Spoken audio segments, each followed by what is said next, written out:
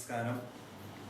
ഇന്ന് നമ്മോടൊപ്പം Parumala saint Gregorios de addiction സെന്ററിന്റെ ഡയറക്ടറും സൈക്കോളജിസ്റ്റുമായിരിക്കുന്ന റവറൻഡ് ഫാദർ ഷൈൻവി മാത്യു ആണ്. മദ്യം കുടുംബജീവിതത്തെ എങ്ങനെ ബാധിക്കും? കുടുംബജീവിതത്തിൽ പരസ്പര വിശ്വാസം ആവശ്യമായിട്ടുള്ള ഒന്നാണ്. മദ്യപാനത്തിന്റെ അളവ് കൂടുന്നതനുസരിച്ച് കൈവറയലും മറ്റു രോഗങ്ങളും ഉണ്ടാകുന്നു. അതോടൊപ്പം തന്നെ ഉണ്ടാകാവുന്ന ഒരു രോഗമാണ് സംശയരോഗം, ഭാര്യയോടുള്ള സംശയം. അത് മനുഷ്യന്റെ മനസ്സിൽ കയറി കഴിഞ്ഞാൽ ഭാര്യ ചെയ്യുന്നതും പറയുന്നതും എല്ലാം തന്നെ രണ്ട് അർത്ഥത്തിൽ കാണുവാൻ തക്കവണ്ണം ശ്രമിക്കുകയും അത് കുടുംബജീവിതത്തിൽ തകർച്ചയിലേക്ക് കൊണ്ടുചെന്നെത്തിക്കാൻ സാധിക്കും. രണ്ടാമത്, ലൈംഗിക ജീവിതത്തിൽ മദ്യപാന പരാജയം ഉണ്ടാകുന്നു എന്നുള്ളത് സ്വാഭാവികമാണ്. ലൈംഗിക ശേഷിയെ മദ്യപാനം നശിപ്പിക്കുന്നതുകൊണ്ട് ശാരീരികമായിട്ടുള്ള ബന്ധത്തിൽ അത് പ്രയാസമുണ്ടാക്കും. മാനസികമായിട്ടുള്ള ബന്ധത്തിൽ സംശയരോഗം മനുഷ്യനെ കുടുംബജീവിതത്തിൽ പ്രയാസം ഉണ്ടാക്കുവാനും കുടുംബജീവിതത്തിൽ അത് വളരെ ദോഷമായി ബാധിക്കുവാനും തക്കോണം ഇടയാണ്. രണ്ടാമത്തെ ചോദ്യം എന്ന് പറയുന്നത് സമൂഹത്തെ എങ്ങനെ ബാധിക്കുന്നു എന്നുള്ളതാണ്. മദ്യപൻ സമൂഹത്തിന് ഒരു ഭാരമായി മാറുന്നു എന്നുള്ളതാണ് യാഥാർത്ഥ്യം. ഒരുപക്ഷെ തമാശയായിട്ട് കുടിക്കുവാൻ തക്കോണം കൂട്ടുകാർ അനേകം കൂടിക്കഴിയുമ്പോൾ അത് നിയന്ത്രിക്കാൻ പറ്റാതെ വരികയും സാമ്പത്തികമായിട്ടുള്ള ഭദ്രത ഇല്ലാതെ വരികയും കുടുംബപരമായി ആത്മഹത്യയിലേക്ക് കൊണ്ടുചെന്നെത്തിക്കാൻ തക്കോണം ഇടയാവുകയും ചെയ്യും. രണ്ടാമത്, കുടുംബത്തിലുണ്ടാകുന്ന വഴക്കുകൾ ചുറ്റുപാടുമുള്ളവർക്ക് പ്രയാസമായി വരുവാൻ തക്കോണം ഇടയാകും.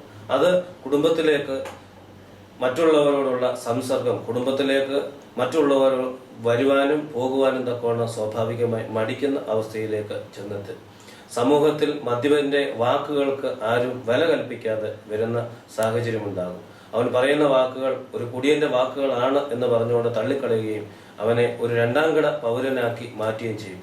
അത് അവനെ മാനസികമായി തകർക്കുകയും അതിനെതിരായി അവൻ പ്രവർത്തിക്കുകയും സമൂഹത്തിൽ അക്രമങ്ങളും മറ്റുള്ളവർക്ക് നേരെയുള്ള അതിക്രമങ്ങളും വഴക്കുകളും മറ്റു രീതിയിലുള്ള തെറിവിളികളുമായിട്ട് മാറുവാൻ തക്കോണം ഇടയാകും. സഭ്യമല്ലാത്ത ഭാഷകൾ മറ്റുള്ളവരുടെ നേരെ പ്രയോഗിക്കാൻ തക്കോണം അത് അവനെ പ്രേരിപ്പിക്കുകയും ചെയ്യും. മൂന്നാമത്തെ ചോദ്യം എന്ന് പറയുന്നത് നമ്മൾ തമാശ രീതിയിലായാലും മദ്യപിക്കുന്ന ഒരാളോട് ചോദിക്കും, ഇത് കുടുംബ പാരമ്പര്യമായി കിട്ടിയതാണ്. പാരമ്പര്യമായി ജനിതക ഘടനയിൽ മദ്യപാനത്തിന് തുടർച്ച പറയുവാൻ തക്കോണം സാധിക്കത്തില്ല. ഒരു ഹെറിഡിറ്ററി ഡിസീസ് ആയിട്ട് മദ്യപാനത്തെ കാണുവാൻ സാധിക്കത്തില്ല.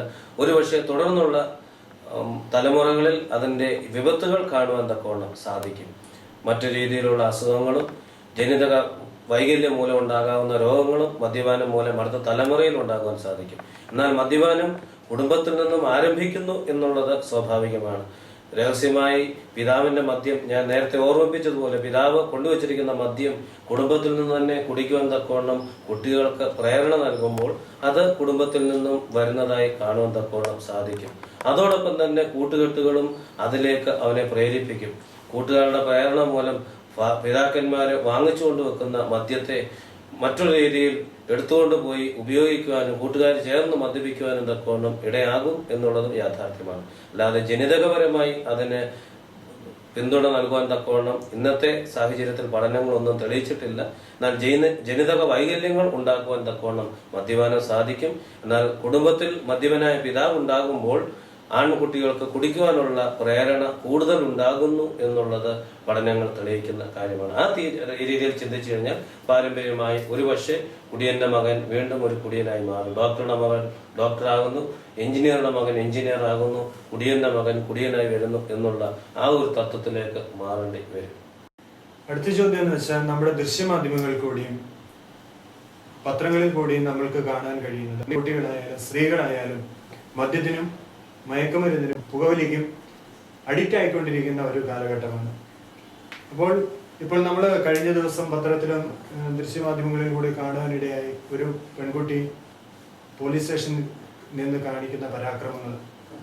അപ്പോൾ ഈ സമൂഹത്തില് സ്ത്രീകൾ മദ്യപിക്കുന്നു അല്ലെങ്കിൽ പുകവലിക്കുന്നു, അതിനെക്കുറിച്ച് കൂടി വരുന്നതിനെ കുറിച്ച് എന്താണ് അച്ഛൻ്റെ അഭിപ്രായം? ഇന്നത്തെ കാലഘട്ടത്തിൽ സ്ത്രീ പുരുഷ വ്യത്യാസം കുറഞ്ഞുകൊണ്ടിരിക്കുകയാണ്. അതുകൊണ്ട് പുരുഷന്മാർ ചെയ്യുന്ന എല്ലാ പ്രവൃത്തികളും എല്ലാ ജോലികളും സ്ത്രീകൾ ചെയ്തുകൊണ്ടിരിക്കുന്നു. അതിന്റെ ഒരു വളർച്ചയുടെ ഭാഗമായിട്ട് ഒരുപക്ഷെ ഇതിനെ കാണുവാൻ തക്കോണം സാധിക്കും. പരിമല ആശുപത്രിയിലും ഒരു ഫാമിലിയെ മദ്യത്തിന്റെ ഉപയോഗം മൂലം ചികിത്സയ്ക്ക് കൊണ്ടുവന്നതായിട്ട് അറിയാം. ഭാര്യയും ഭർത്താവും ഒരേ രീതിയിൽ മദ്യപരായിട്ട് വന്ന് ചികിത്സ നേടിയെടുത്തിട്ട് പോയിട്ടുള്ളതായിട്ട് എനിക്ക് അറിവുള്ള കാര്യമാണ്. അത് എന്തുകൊണ്ടാണെന്ന് ചോദിച്ചു കഴിഞ്ഞാൽ ഇക്വാലിറ്റിക്ക് വേണ്ടിയുള്ള ഒരു പ്രവർത്തനമാകാം, അല്ലെങ്കിൽ ഈ ഇന്നത്തെ സാഹചര്യത്തിനനുസരിച്ച് ഫാഷന് വേണ്ടി ചെറിയ വൈൻ കുടിക്കുന്നത് കൊണ്ട് കുഴപ്പമില്ല, ബിയർ കുടിക്കുന്നത് കൊണ്ട് സ്ത്രീകൾക്ക് കുഴപ്പമില്ല എന്നുള്ള ഒരു കൺസെപ്റ്റിൽ നിന്നും വൈനിൽ തുടങ്ങി ബിയറിൽ തുടങ്ങി വീണ്ടും അവരുടെ രസം വർദ്ധിപ്പിക്കുവാൻ വേണ്ടി മറ്റുള്ള പ്രവർത്തനങ്ങൾക്ക് മദ്യത്തിനും മയക്കുമരുന്നിനും അടിമപ്പെട്ടു പോകുവാൻ തക്കവണ്ണം ഇടയാകുന്ന സാഹചര്യങ്ങളിലേക്ക് അവരെ കൊണ്ടുചെന്നെത്തിക്കും. അത് പത്രമാധ്യമങ്ങൾ ഒരുപക്ഷെ എടുത്തു കാണിക്കുമ്പോൾ പോസിറ്റീവ് നെഗറ്റീവുമായിട്ടുള്ള ഒരു പ്രതിഫലനമാണ് ഉണ്ടാകുന്നത്. പോസിറ്റീവായിട്ടുള്ളത് അതിനെ എതിർക്കുവാൻ തക്കവണ്ണം മനസ്സിൽ ഒരു ചെറിയ ആഗ്രഹം ചിലർക്കെങ്കിലും ഉണ്ടാകും. എന്നാൽ നെഗറ്റീവ് ഉണ്ടാകുന്നത് അതുപോലെ എനിക്കും എന്തുകൊണ്ടായിക്കൂടാ എന്ന് പറയുന്ന അനേകം ആളുകളെയും കാണുവാൻ തക്കവണ്ണം സാധിക്കും. പ്രത്യേകിച്ചും അസന്തുലിതമായ കുടുംബ പശ്ചാത്തലത്തിൽ നിന്നുള്ള കുട്ടികൾ സ്ത്രീകളാണെങ്കിലും പുരുഷന്മാരാണെങ്കിലും ഈ ഒരു അവസ്ഥയിലേക്ക് മാറുവാൻ തക്കവണ്ണമുള്ള സാഹചര്യം വളരെ കൂടുതലാണ്. തങ്ങൾക്ക് എവിടെ സന്തോഷം ലഭിക്കുന്നു അതിലേക്ക് മാറുവാൻ തക്കവണ്ണം സാധിക്കും. നൂറനാട് പഞ്ചായത്തിൽ നടത്തിയ പഠനത്തിൽ 3% കൂടുതൽ പെൺകുട്ടികൾ, 12 വയസ്സ് വരെയുള്ള പെൺകുട്ടികൾ മദ്യത്തിന്റെ രുചി അറിഞ്ഞിട്ടുള്ളവരാണ് എന്ന് പറയുമ്പോൾ 12 വയസ്സുകാർ 3% ഉണ്ടെങ്കിൽ അതേ പ്രായത്തിലുള്ളവർ 18 വയസ്സാകുമ്പോൾ അതിന്റെ ഇരട്ടിയായി അവരുടെ കൂട്ടുകാരിലേക്ക് പോകാൻ തക്കവണ്ണമുള്ള സാധ്യത കൂടുതലാണ് എന്നുള്ളതിൽ യാതൊരു സംശയവുമില്ല. അത് ഇന്നത്തെ കേരളത്തിന്റെ ഒരു ഫാഷനായിട്ടോ ഭ്രമമായിട്ടോ ജീവിത സാഹചര്യത്തിൽ മനുഷ്യൻ അതിന്റെ മൂല്യം വളരെ വലുതാണെന്ന് മിഥ്യ അഭിമാനം കൊണ്ട് ഉണ്ടാകുന്ന ഒന്നാണ്. ക്രിസ്തീയ സമൂഹത്തില് നമ്മുടെ വിശുദ്ധ കുർബാനകളിലായാലും വിവാഹ പാർട്ടികളിലായാലും നമ്മൾ വീഞ്ഞ് വിതരണം ചെയ്യുന്നു. കുർബാനകളിൽ പ്രത്യേകിച്ച് കുർബാനകളിൽ ഉപയോഗിക്കുന്നത്. അതിനെക്കുറിച്ച് ഇപ്പോൾ അന്യജാതിക്കാർ തന്നെ പറഞ്ഞു തുടങ്ങിയിട്ടുണ്ട്. വീഞ്ഞ് ഉപയോഗിക്കുന്നത് എന്തിനു വേണ്ടി എന്നുള്ളതിനെ കുറിച്ച് ഇന്ന് ചോദിച്ചു തുടങ്ങിയിട്ടുണ്ട്. അപ്പം അതിനെക്കുറിച്ച് അച്ഛൻ്റെ കൺസെപ്റ്റ് എന്താണ്? വിശുദ്ധ കുർബാന സഭയുടെ ജീവിതത്തിന്റെ കേന്ദ്ര ഭാഗമാണ്. അതിൽ വീഞ്ഞ് ഉപയോഗിക്കുന്നു എന്നുള്ളത് യാഥാർത്ഥ്യമാണെങ്കിലും അത് മുന്തിരിച്ചാറാണ് ഉപയോഗിക്കുന്നത്. മറ്റ് കാര്യങ്ങളൊന്നും അതിൽ ഉൾപ്പെടുത്തിയിട്ടില്ലാതെ ഉണക്കമുന്തിരി പിഴിഞ്ഞോ അല്ലെങ്കിൽ മുന്തിരി പിഴിഞ്ഞ് കുപ്പിയിലാക്കി വെച്ചിരിക്കുന്നത് മാത്രമാണ് ഉപയോഗിക്കുന്നത്. അത് സ്വല്പം മാത്രമേ അതിന്റെ ക്വാണ്ടിറ്റി പുരോഹിതം എടുക്കുവാറുള്ളൂ. അത് ഒരു റിച്വൽ വർഷിപ്പിന്റെ ഭാഗമായിട്ട്, ആത്മീയതയുടെ ഭാഗമായിട്ട് ഉപയോഗിക്കുന്നതാണ്. അതുകൊണ്ട് ക്രൈസ്തവ സഭ വീഞ്ഞിനെ പരിപോഷിപ്പിക്കുന്നു എന്ന് പറയാൻ തക്കവണ്ണം വീഞ്ഞിന്റെ ഉപയോഗം പ്രോത്സാഹിപ്പിക്കുന്നു എന്ന് പറയാൻ സാധിക്കത്തില്ല. കനാനായ സഭയുടെ കല്യാണ വീടുകളിൽ വീഞ്ഞിന്റെ ഉപയോഗം കൂടുതലായിരുന്നു, അവർ ഉപയോഗിക്കാറുണ്ട് എന്നുള്ളത് കേട്ടിട്ടുള്ള കാര്യമാണ്. എന്നാൽ കഴിഞ്ഞ ഇടയിൽ അവരുടെ വലിയ മെത്രാപ്പൊലീത്ത അതിന്റെ ഉപയോഗം കുറയ്ക്കണം എന്ന് പറഞ്ഞുകൊണ്ട് കൽപ്പന എഴുതുകയുണ്ടായി. മറ്റ് ആഘോഷങ്ങളിലൊന്നും വീഞ്ഞ് ഉപയോഗിക്കാൻ തക്കവണ്ണം, കല്യാണ പാർട്ടികളിലൊന്നും തന്നെ വീഞ്ഞ് ഉപയോഗിക്കാൻ തക്കവണ്ണം സഭ ആരെയും പ്രേരിപ്പിക്കുന്നില്ല, അതിനുവേണ്ടി സഭ പഠിപ്പിക്കുന്നുമില്ല. എന്നാൽ ഇന്നത്തെ കൂടി വരുന്ന സാഹചര്യങ്ങളിൽ അല്ലെങ്കിൽ സാമൂഹിക മാറ്റങ്ങൾക്കനുസരിച്ച് വെസ്റ്റേണൈസേഷന്റെ ഭാഗമായിട്ട് വീഞ്ഞ് ഉപയോഗിക്കുന്നു. പക്ഷെ അത് ഉപയോഗിക്കുന്നത് ഏറ്റവും കുറഞ്ഞ ലെവലിലാണ് എന്നുള്ളതാണ് എൻ്റെ വിശ്വാസം. അത് ആരാധനയുമായിട്ട് യാതൊരു ബന്ധവുമില്ല. അത് ആരാധന പ്രത്യേക രീതിയിലുള്ളതാണ്. അത് മറ്റുള്ളവർക്ക് ഉപയോഗിക്കുവാൻ തക്കവണ്ണം അനുവാദം കൊടുക്കുന്ന ഒന്നല്ല. വിശുദ്ധമായി വൈദികന് പോലും അന്നേരം മാത്രമേ വീഞ്ഞ് ഉപയോഗിക്കാൻ തക്കവണ്ണം സഭ അനുവദിക്കുന്നുള്ളൂ. അത് വീഞ്ഞ് ആയിട്ടെടുക്കുമ്പോൾ അവസാനം അത് കർത്താവിന്റെ രക്തമാക്കി രൂപാന്തരപ്പെടുത്തിക്കൊണ്ടാണ് ജനങ്ങൾക്ക് നൽകുന്നത്. അപ്പോൾ അത് അനുഭവിക്കുന്നത് വീഞ്ഞായിട്ടല്ല, കർത്താവിന്റെ തിരുശരീരവും രക്തവുമായിട്ടാണ്, വിശുദ്ധ രക്തമായിട്ടാണ് വിശ്വാസികൾ അതിനെ അനുഭവിക്കുന്നത് എന്നുള്ളത് സാധാരണ രീതിയിൽ ആരാധനയുടെ ഭാഗമായി നാം മനസ്സിലാക്കേണ്ട കാര്യമാണ്. മദ്യത്തിനും മയക്കുമരുന്നിനുമെതിരെ ഓർത്തഡോക്സ് സഭയിൽ നിന്ന് എന്തെങ്കിലും ഒരു ചുവടുവെപ്പ് മുമ്പോട്ട് ഉണ്ടായിട്ടുണ്ടോ? തീർച്ചയായിട്ടും ഉണ്ട്. 2 വർഷം മുമ്പ് യു-ടേൺ എന്ന് പറയുന്ന ഒരു പദ്ധതി യുവാക്കളുടെ ഇടയിൽ കൊണ്ടുവരാൻ തക്കവണ്ണം മദ്യത്തിന്റെ ദൂഷ്യഫലങ്ങളെ, മദ്യത്തിന്റെ മയക്കുമരുന്നിന്റെ ദൂഷ്യഫലങ്ങളെ പറ്റി പ്രചരിപ്പിക്കുവാൻ തക്കവണ്ണം ഒരു പ്രത്യേക ക്രമീകരണം ഉണ്ടായി. ഒക്ടോബർ, നവംബർ, ഡിസംബർ മാസങ്ങളിൽ അതിന്റെ പ്രവർത്തനം നടത്തുകയുണ്ടായി.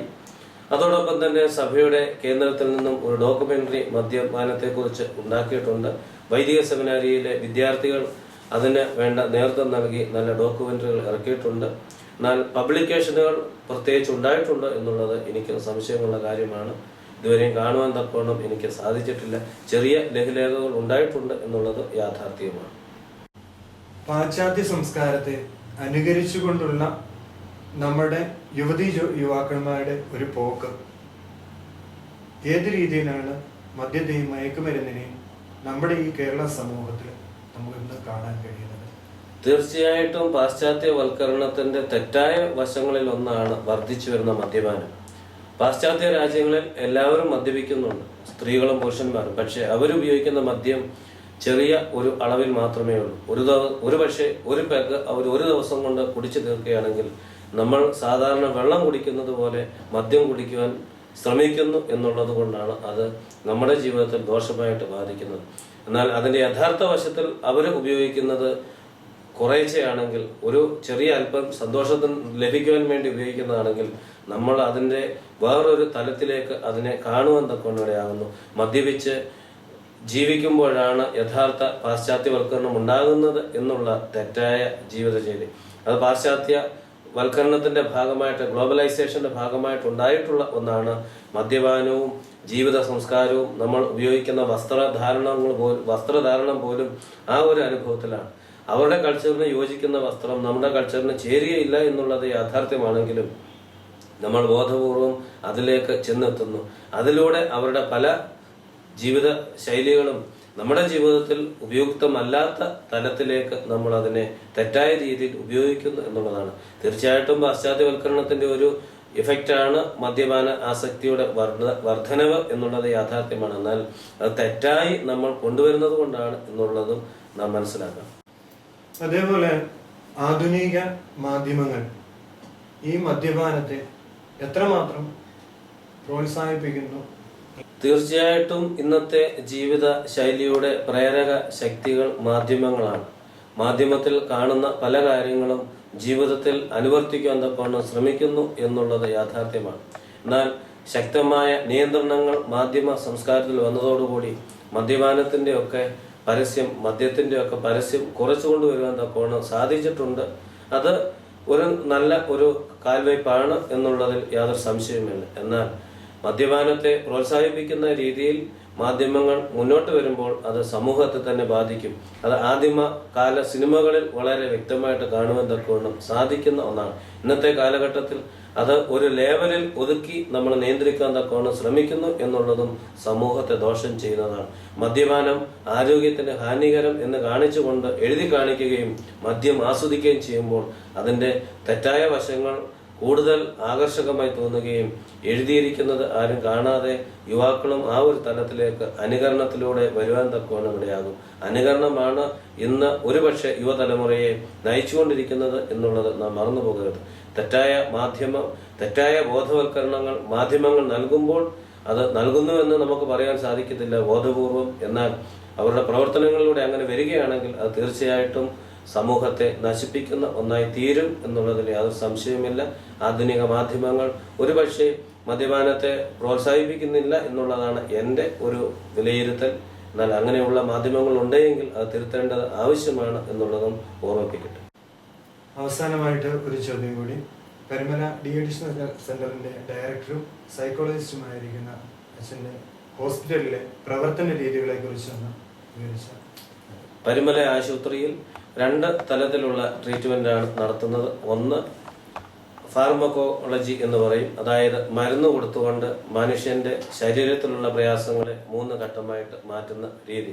3 ഘട്ടമെന്ന് പറയുമ്പോൾ മദ്യപാനത്തിൽ വരുന്ന വ്യക്തിക്ക് മദ്യത്തിന്റെ അളവ് ശരീരത്തിൽ കുറയ്ക്കുവാൻ വേണ്ടിയുള്ള മരുന്നുകൾ, ശരീരത്തിൽ ഉണ്ടായിട്ടുള്ള അവയവങ്ങളുടെ കരളിന്റെയും മറ്റ് കിഡ്നിയുടെയും ഒക്കെ തകരാറുകൾ ഉണ്ടായിട്ടുണ്ടെങ്കിൽ അത് പരിഹരിക്കുവാൻ സാധിക്കുന്ന രീതിയിലുള്ള മരുന്നുകൾ. അതോടൊപ്പം തന്നെ 3-മതായി മദ്യത്തോട് ആസക്തി തോന്നാതെ ഇരിക്കാൻ തക്കവണ്ണം ശക്തി നൽകുന്ന മരുന്നുകൾ. ഈ രീതിയിലാണ് ഫാർമക്കോളജിയിൽ ചെയ്യുന്നത്. ഫാർമക്കോതെറാപ്പി എന്നാണ് ഇപ്പോൾ അതിന് പറയുന്നത്. 2-മതുള്ളത് സൈക്കോതെറാപ്പിയാണ്.